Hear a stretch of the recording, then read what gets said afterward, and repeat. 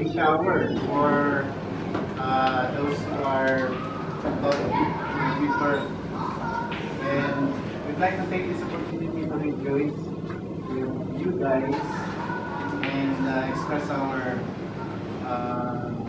prayers as well as our desire for you to experience God's blessing. Okay? So, let's just start with a word of prayer as we eat lunch together. Let's pray. Heavenly Father, we thank you, Lord, for this opportunity that you have given us to gather together as your children, as a family, Lord. We thank you for this fellowship, this time, Lord, to share not only food but also moments that we will cherish forever. Thank you, Lord, for this special day that you have set aside for us to celebrate birthdays as well as our well wishes, as prayers, Lord, for those who are about to give birth. Lord, we just thank you because you are a God who loves us, who cares so much for us, and who desires the best for each one of us. As we partake this food, Lord, that we have prepared, we pray that you will bless it and allow us to enjoy it as well as cause it to be nourishment to our bodies.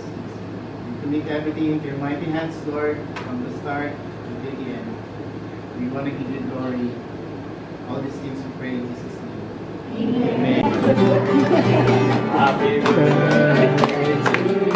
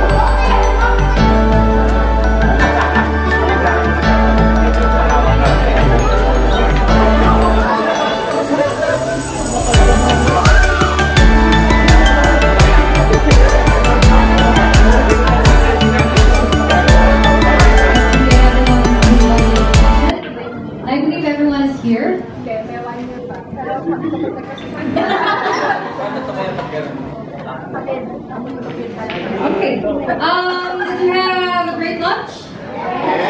Yes. I can answer when you tell him.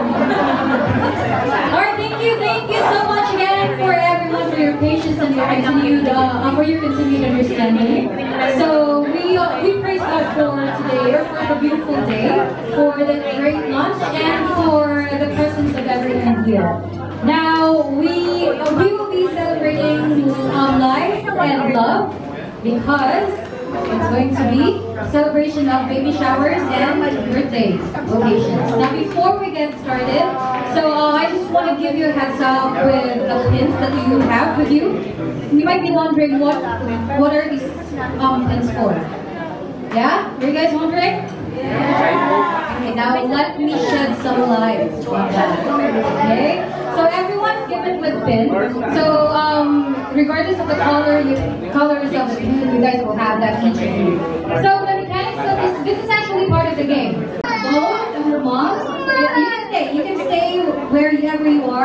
we just wanna see your faces. Mommy Aika and Mommy Reese.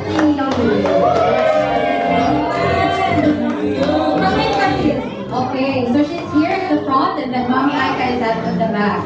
And also, we're celebrating the lives of our sister and brothers.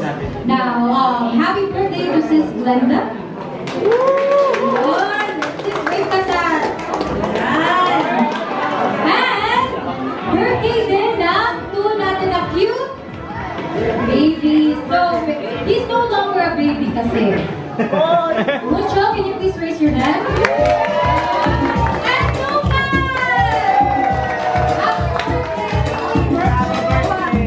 Yun. So, you will be amazed kasi God orchestrated to have, because they share the same birthday. You guys know that? They share the same birthday. According to Mucho, he was born at 9 a.m. And Lucas was born late 11 p.m. What are the odds? But those are not part of the odds, but part of the orchestration of the Lord. Now, without further ado, let's sing our hearts and give praises to our Lord.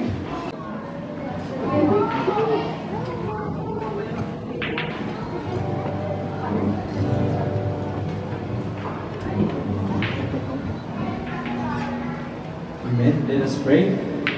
Heavenly Father, we thank you, Lord Jesus, for this wonderful opportunity, Lord, for this event that we are celebrating your goodness and faithfulness sa bawat isa lang sa buhay namin, Panginoon, sa bawat pamilya at sa birthday celebrants, and the couples and the mothers. Baby shower, Lord Jesus, we continue to bless each one of us. Cover us with the most precious blood as we continue this event, Lord, with praise and worship. May you open our hearts and minds, Lord Jesus, as we continue to give you back all the glory, praises, and honor and adoration, Lord Jesus. As we all ask and pray in the mighty name of Jesus Christ, our Lord and Savior. Amen.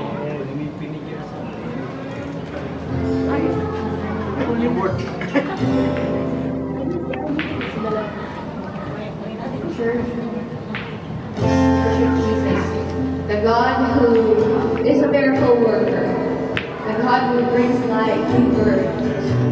He's worthy to be praised, He is worthy to be worshipped. You are here, moving in our midst. I worship you, I worship you.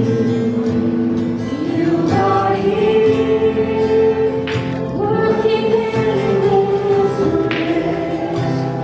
I worship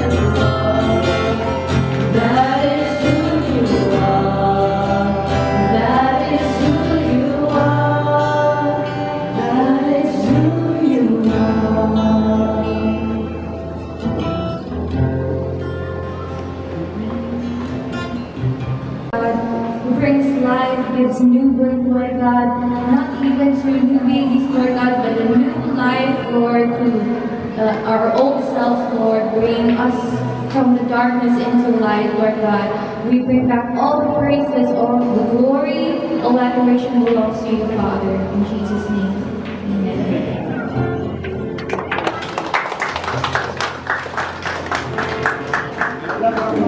You have to guess, okay? Now, how are you going to express your guesses?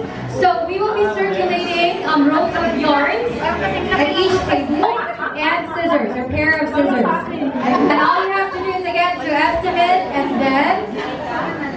Okay, so thank you, Gina. So, for the blue roll of yarn, that's going to be Aika's tummy, or Mommy Aika's tummy. And for the green yarn, oh, sorry, purple yarn.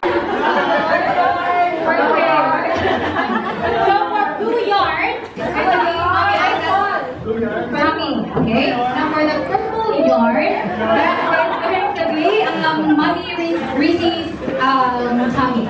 Okay? So again, we're going to circulate those yarns. So please wait for them to reach your table. And then you'll have to cut the yarn. That's your estimate. Okay? Whoever gets the closest measurement, he or she will be the winner. Is that clear? Clear so far? If it's clear. Afternoon po lahat. Glad to be here sa ating celebration.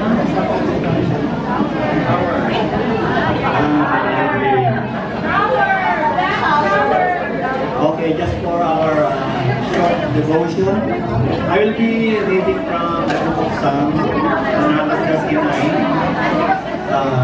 The whole chapter itself is regarding the creation, but we will be focusing more on verse 13 to 18. So I will read from my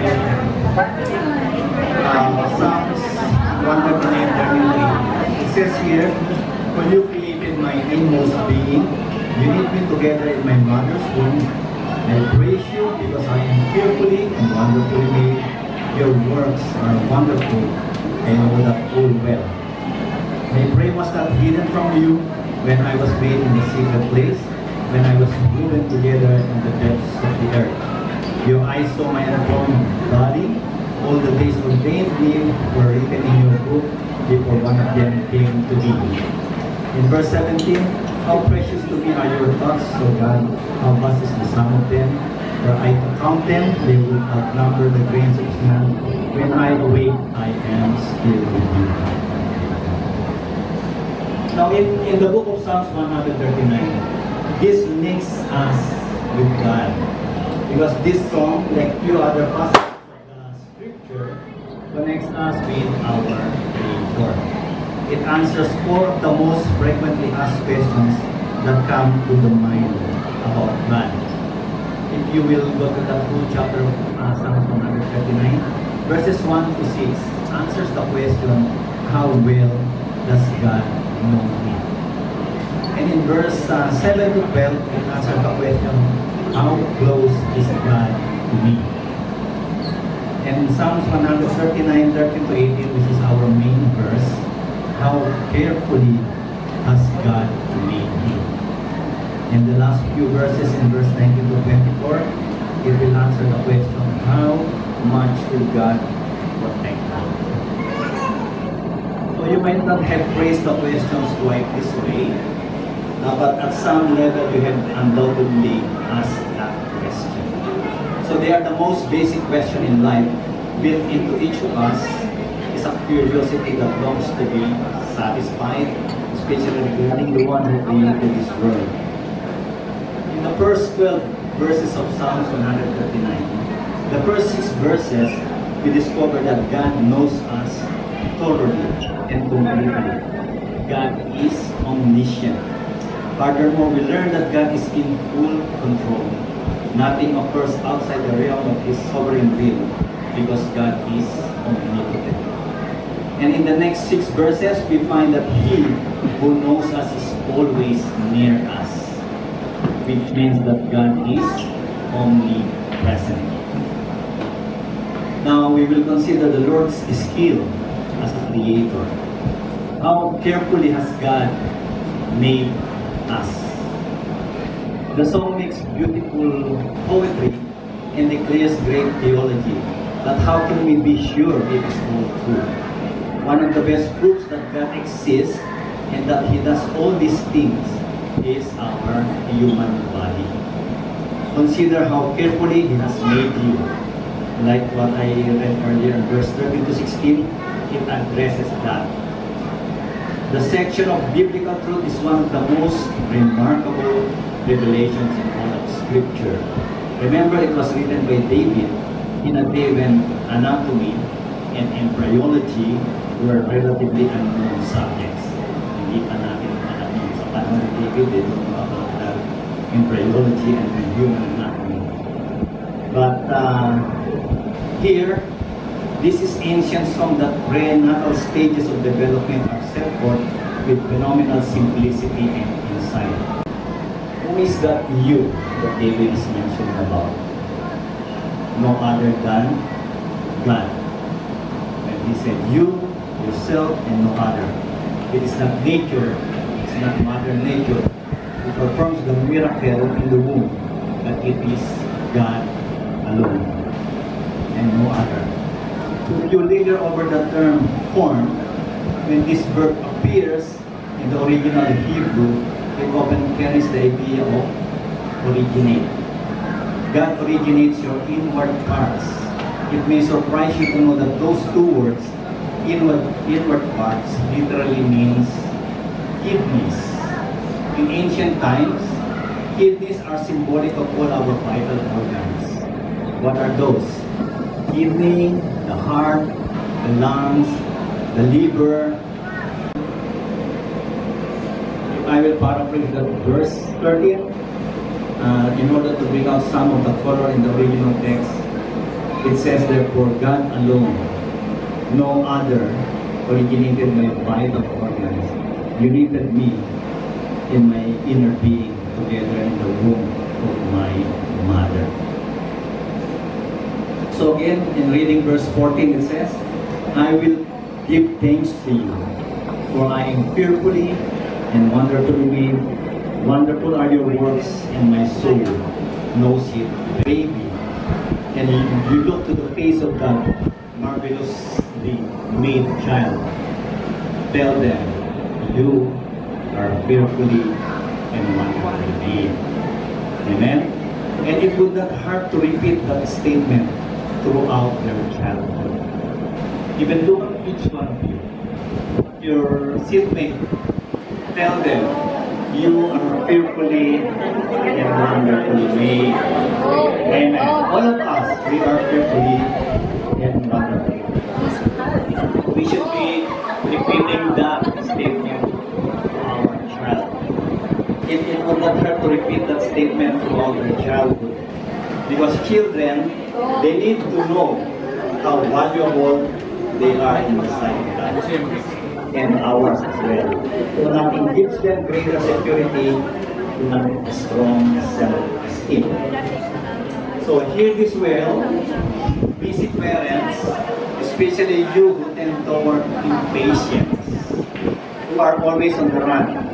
Your children have been put together in an altogether unique fashion, like no one else on earth. They need you to help convince them that they are unique themselves. Each one is different. Each one is his own person. Thank you, Lord, for this wonderful opportunity to share this short devotion with my brothers and sisters. Lord, thank you for your words. Thank you for once again telling us and assuring us that all of us are special in your sight. We are fearfully and wonderfully made. And today, Lord, as we celebrate this occasion, Lord God, for the future mothers again, Reese and Aika, continue to bless them, bless their health, bless the baby in their womb, and we pray, Lord God, that you will continue to protect them until this get delivered. Once again, Lord, we pray na continue to be with us throughout the rest of this gathering. We give you praise and glory. In Jesus' name, amen.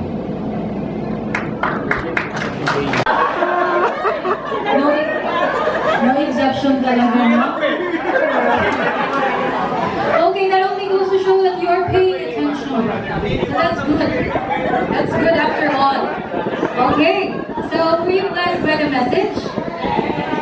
Alright, thank you so much, Kuya Jeff, for the life-giving reminder from the scripture. So, yun nga, no? What really struck me most is yung Jeremiah chapter 1 verse 5. Before I formed you in the womb, I already know you. Yeah, so this is not just applicable to those who are expecting their bundles of joy, but also to those who are here. So I'm always reminded by my group leader Jen. So sinasabi niya sa akin na everything has been decided. So there's no point of arguing with God. So kaya dahil yun nga, He already knows us. From the time that we are, from the conception until we were raised in the world.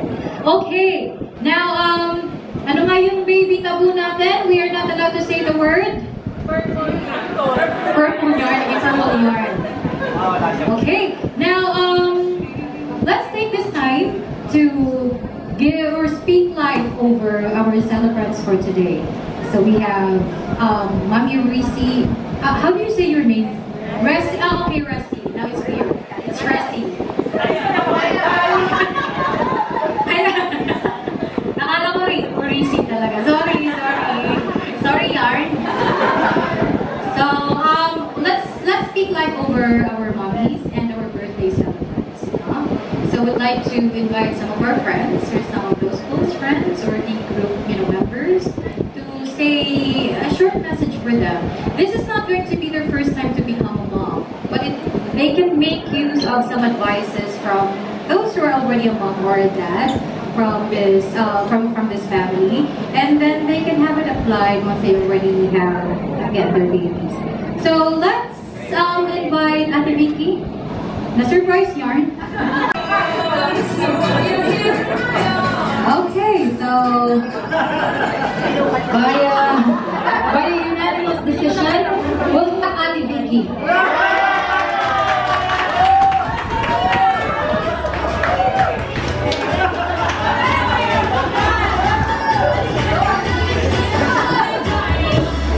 Alam niyo ba na si Ate Vicky ang gumawa ng program at ang name doon ay si Kuya Jeff. Pero siya pa din.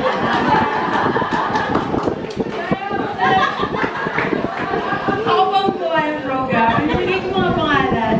Wala ako doon. Siyempre, siguro, your mom, it's not the first time, right? So, from my experience kasi, I have grown-up kids now. So, it's really staging of learning with kids. So, I'm praying na both of you will have peaceful programming mga bata and the guidance that you give them because elementary, they're training to you, and then when they come to high school, don't kiss me in public, mom. So it's different stages, but then you're there to guide them, you're there to understand them, and modeling starts from the house. So when you have disagreements with your husband, try not to talk to your kids because the security, the foundation that they have is coming from the parents. So be guided, and the Lord is in the center of the family. You can manifest the goodness of God through your works in the house, through your understanding of your kids, how to be transparent with your kids. And they're very smart to know what's happening in the house. So you need to let them and with guidance because they're surrounded in Canada, they're surrounded with non-Christians, like for example, kids love his son. They had a lot of questions on his son. So they were surrounded with Indian friends, Hindus, Muslims. They have a lot of friends outside the church. And they must be founded in the church before they get their happiness to other in the university. For example, they're intellectuals today. They should know that the principles of Christianity in this world. Yun lang. Yung mabiling lang. Yung ano lang, sa inyong mga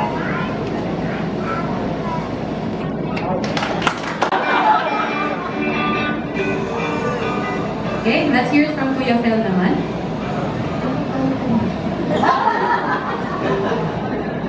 Yeah, actually, I second the motion, Sister Beauty.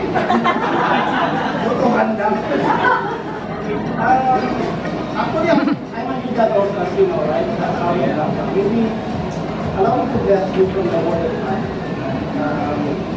We want to remind from the Bible verse. Sabi nga sa Psalm 127, verse 3, that children are healthy from the Lord. Their gift, normally, gusto natin ng gift, tama ba? Gusto natin ng gift. We love gift, right? Pero sa ayos ng Panginoon, this gift comes with a very big responsibility. And basahin natin sa Malak ay chapter 2. So ano to, pangalawang service natin to, ha? Para purify talaga tayo. Anyway, basahin mo siya sa Malak.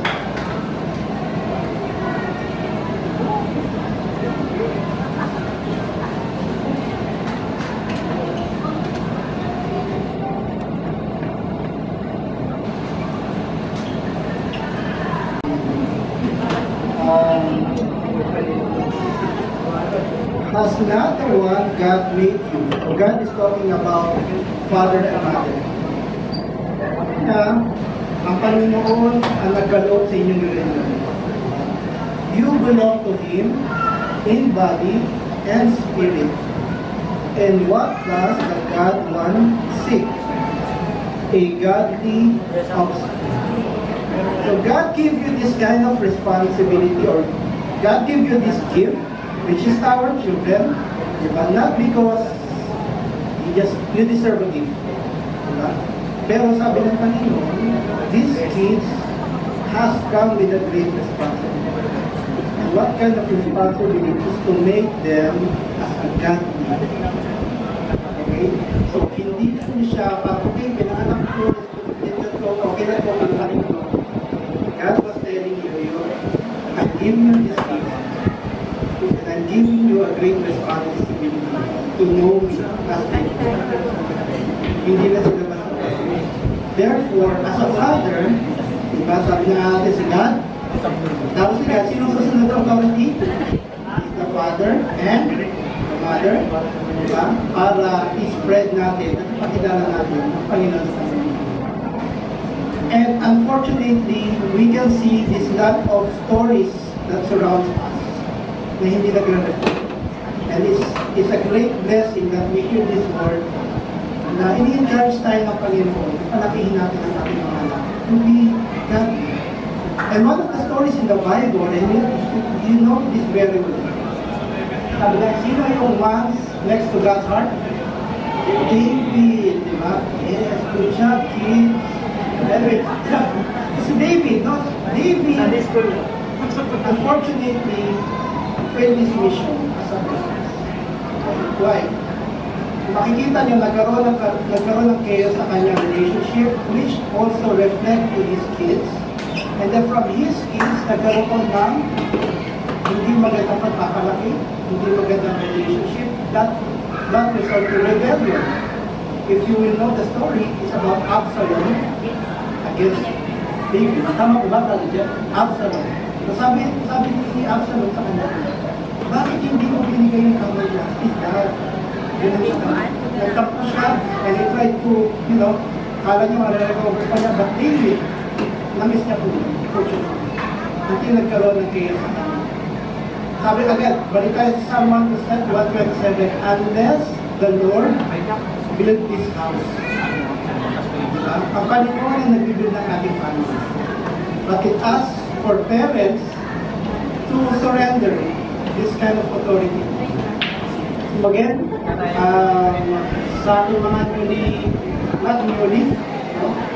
Sa ating mga moms, mga dads, na celebrate ngayon, our blessings be upon you. Alright? We always pray for you. The community is here to guide you, your kids, no? Basta manatili tayo sa Panginoon and we surrender everything. May the Lord bless you. Also hear it again. They're not first-time moms, diba? But they can still make use of the advices from those who already have the experience. And we also would like to hear it from Ate Carol. Nandun na po siya.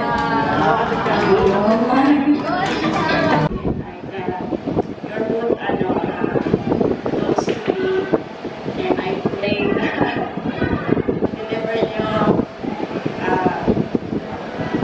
well and healthy baby. And God will provide. I know difficult, like, situation yung e-commerce. Like, isa nag-message na biya. So, don't worry about tomorrow. God can provide. Sabi nga ni Ari, hindi ka na sinabi ni Ari na written na daw, diba? Decided na yung it's for us na something like faith. Sabi ni kanina ni Pastor I would like also to take this opportunity to give Glenda here some close to my heart because perspective and granted and prayers and we all go through the same difficult situation.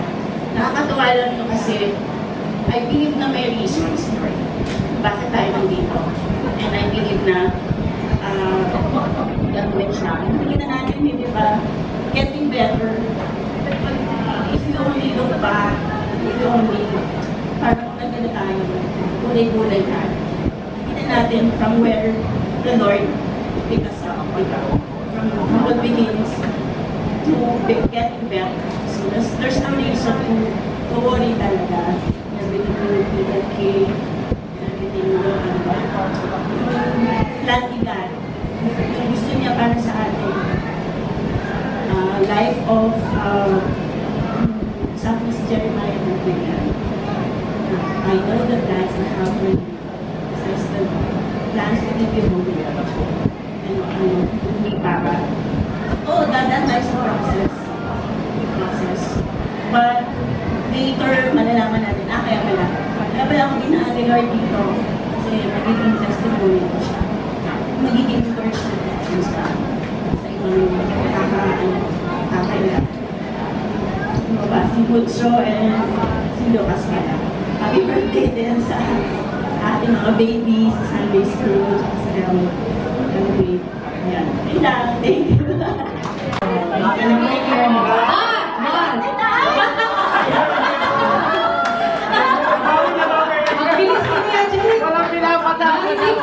Your message for them, your open letter to Aika, to Arya, and even to Sister Mercy, and to the kids who are celebrating birthdays today.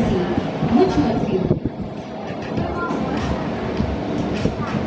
Hello everyone, this is kind of impromptu na gulat ko. Hindi ako yung tinatawag. But anyhow, for Racine,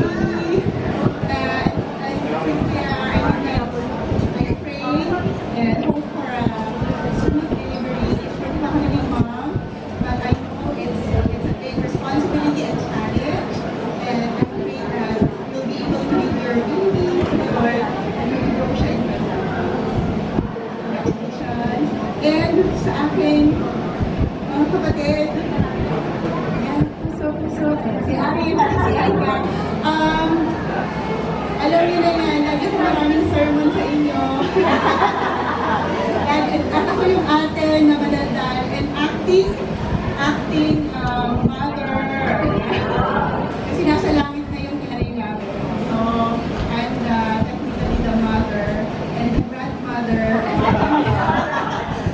So, ako naman yung prayer ko sa inyo is, diba, seek Him first, you know, the Lord will give you wisdom to operate your child, you know. Ayaw ko sabi ni Arya yung si baby.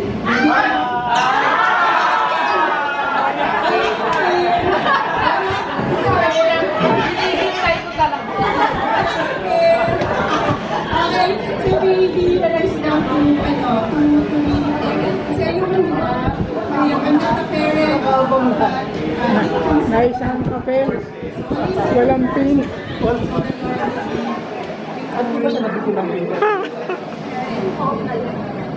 And I'll be on your side as always. Just all the way and that's the way.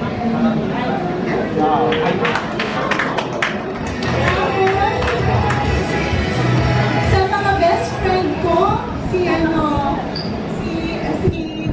Lucas and Mucho, happy birthday. And Glenda, si Ma'am. They want to be part and be involved. So my wish and prayer is, yun talaga, at this young age, they would be grounded on the Lord. And that they would feel their part. Kahit bata sila, they are part of the community, they are part of the family. And they can do adapt for Jesus. So yun po, happy birthday! And thank you po. So, Arya, are you ready? Are you ready? Ready? No, Arya. Okay, so... Ulit ko kay wife, papayakin yata ako. Sa akin naman is, kay Aika is very happy. She's an answered prayer naman. Yan, yes, of course. And hindi ko yung expect na makikilala ko siya. Tapos talaga nung nakilala ko siya, everything was working out. Tapos nung lumabas yung bata, nung lumabas yung tunay na challenge. Tapos kahit meron na naman susunod. Pero sabi nga ni Kuya, it's a gift from God. And it molds our character. And of course, sa akin rin is talagang kung mas sinisik sila. Kasi parang every time na may bata, parang triggers talaga sila ng mga emotions na hindi ko naman na-experience kaya. Pero sa mga bata, na-experience ko yung mga triggers na hindi ko na-expect talaga. Yun nga, nagpapasalamat ako lalo na sa church. Kasi you're like our second family and we can never survive na kaming dalawa lang eh. We can never do that. Bakit kung saan kami galing nandiyan yung church, nandiyan yung diba second family na namin yung church talaga. And yun, inside, I really love you. Second to God, talagang ikaw ang naging support sa walk of the Lord, sa prayer and everything.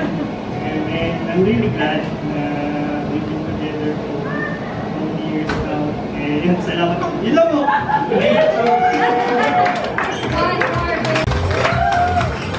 Salamat sa mga dumalong konsehal.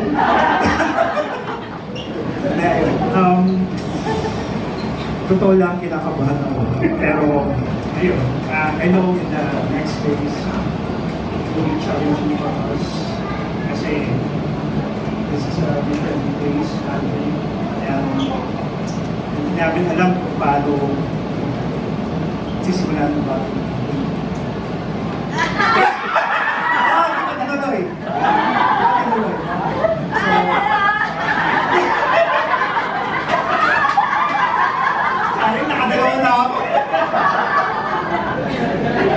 Sabi ko na ako. Mabawi. Ayun, I thank God because we have a wonderful family. That's the most, the best thing that I'm most appreciative about my life. Kasi Hindi talaga, when we arrived here, hinanap talaga namin yung season. And then, yun nga,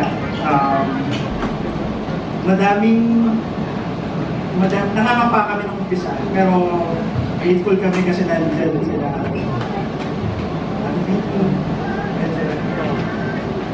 Ate Carol na lagi ko tinatawagan lagi sa kasi Kuya Sol. So, every time na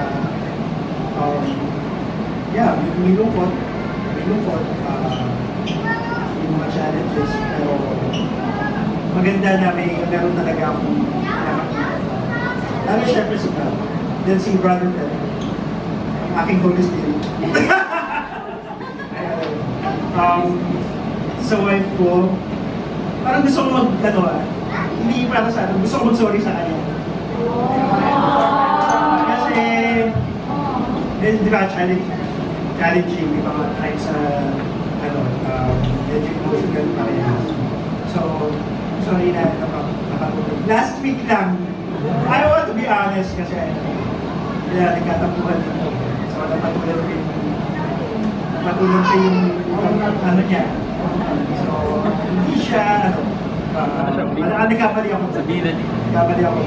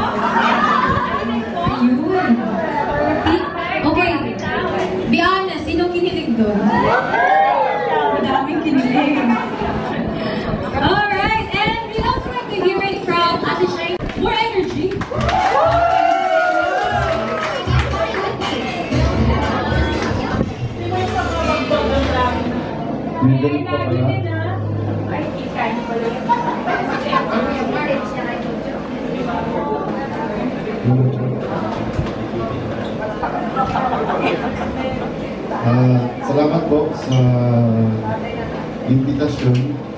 Yung birthday pa rin dalawa kong anak ko eh. So, I just want to praise God sa buhay ni Sister Shiny dahil apat po yan. May Superman, may Superwoman naman sa amin. So, I just want to praise God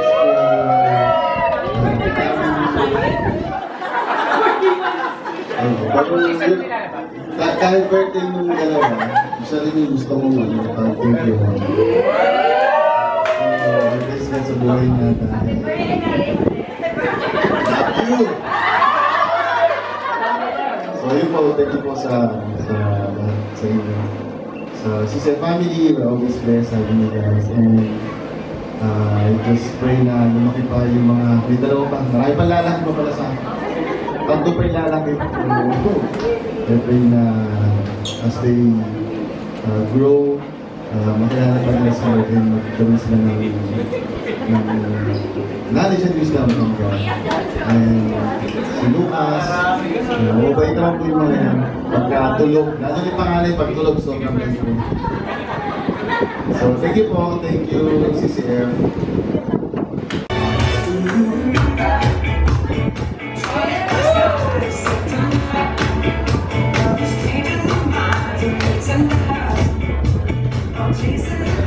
Alright, and for the moment of truth, to know the exact measurement, we'd like to call on our mommies. We have Ed Mommy versus Zero and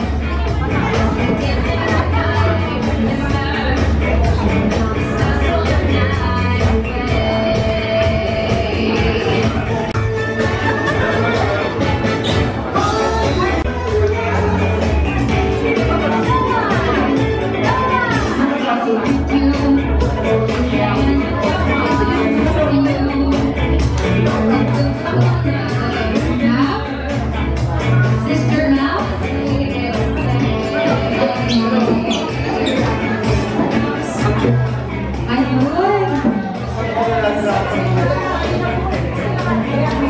Okay, so guys, salamat sa pag-participate dun sa pag-measure. Alam ko yung iba sa inyo, ni-measure ang sariling yan.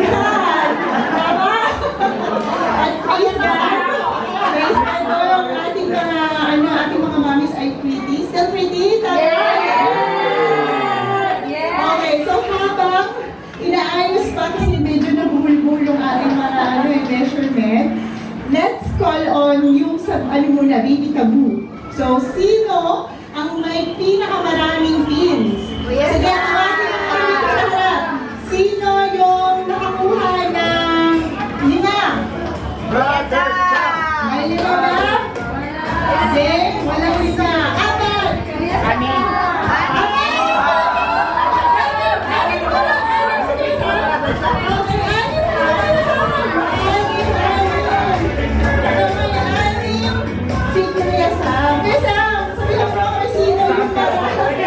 Sino yung mga na-police mo, Kuya? Sino ka ba na pulis? Kuya Romy. Kuya Romy. Merla. Merla. Kayo mga kusang mo. Kusang mo, talagang nandito po kasi na, Kuya. Nandito po kasi na, kaya nagkusang mo. Malapit lang mga Merla. May dalawa eh, si Ataw. Dalawa ita. Nice, nice, nice. So,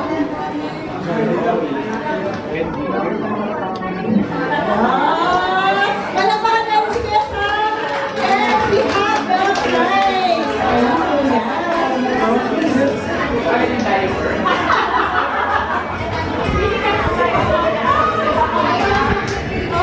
Pili.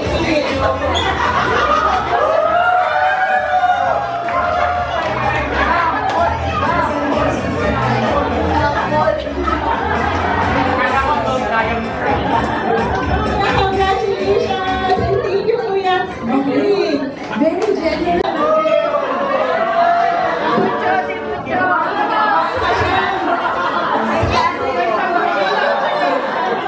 Sige, sino yung inyong mga na-police? Azen po. Asel. Okay,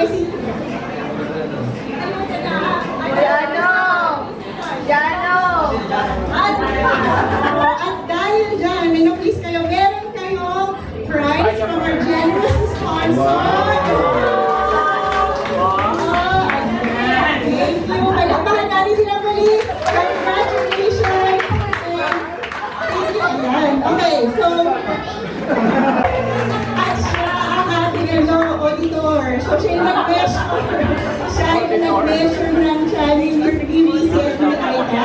So, Jal, sino ang ating, okay, top 2. Top 2 ka, no? Top 1 ulit. Stick yung monitor natin. Okay, top 2. Okay, top 1. So, ang nanalo for yung kami, pero check muna natin kung ano. Ipatayuin natin si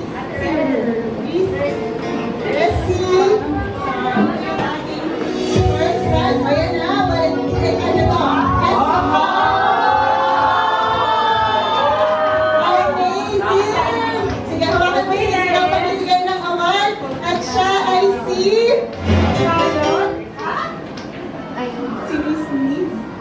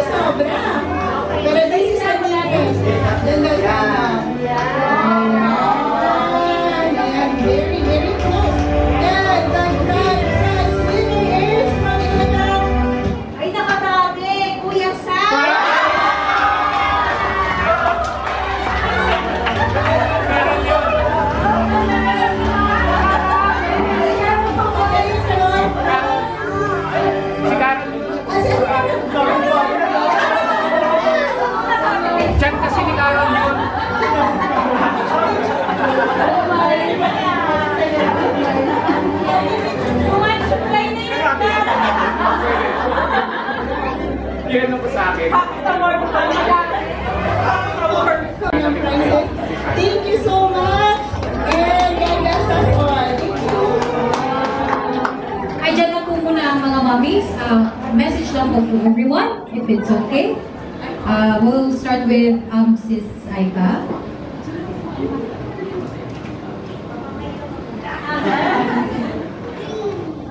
First of all, I thank God for each one of you, and thank you for this celebration na hindi namin expect. Thank you kay Ate Vicky, kay Kuya Jeff, and of course sa mga tumulong to prepare this wonderful celebration of life. Sa amin ni Mrs. Lizzie and sa mga birthday celebrants. So thank you very much for all the love and effort that you've put into these celebration, and sa bawat isa na dumalo. Maraming salamat po ito rin sa to us. And sa mga encouragement niyo po and sa mga encouragement niyo sa aming mag-asawa, kami ni Ariel, we're very, very thankful sa ating CCF family. And my heart is so full of thanksgiving sa Panginoon, sa lahat ng biyaya. Thank you po. I love you all. I love you.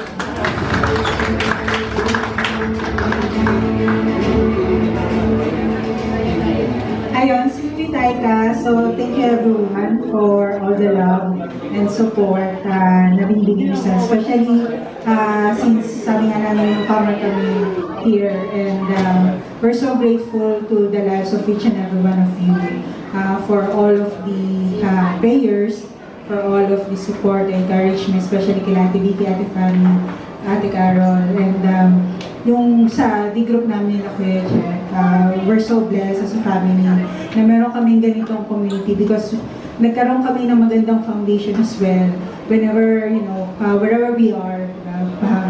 Sa CCF talaga yung nakita namin na nagkakaroon, especially also kasama namin yung mga kids, they are growing up as well, right? So they are seeing yung testimony of the lives of each and every one of you as well. So thank you po, and thank you also for blessing our new upcoming babies ni Aika. So sobrang blessed po kami, and our hearts are so grateful to each and every one. Also, may classmate ako from college sa Mapua na nandito din. Thank you for coming, si Reggie and AJ. So hindi na lang ulit kami nagkita after 19 years. Yeah. Oh. So, sobrang tagal, but then, alam mo yun, parang nagkita kami ulit dito sa Canada. So, nakaka-bless na to have yung mga old friends din na nakikita namin dito. And also, yung mga new friends na nami-meet namin as we go along. And also sila Ate Belen as well. So, we thank you for coming, and thank you for celebrating with us yung life ng birthday namin. So, thank you everyone. Thank you, Sister. And turn to the person right next to you and say, "You are blessed today." All right. Now to close the program, we'd like to call on Kuya Jeff to pray for our birthday celebrants and to our to our moms who are expecting their. That's great. Lord, we thank you for this time that we can just look at one another, God, and smile and just enjoy one another's presence. We look forward to the day when we will do it again in presence forever. And Lord, we just want to speak blessing to our celebrants. Another year has passed, and Lord, their lives are a reflection of your goodness.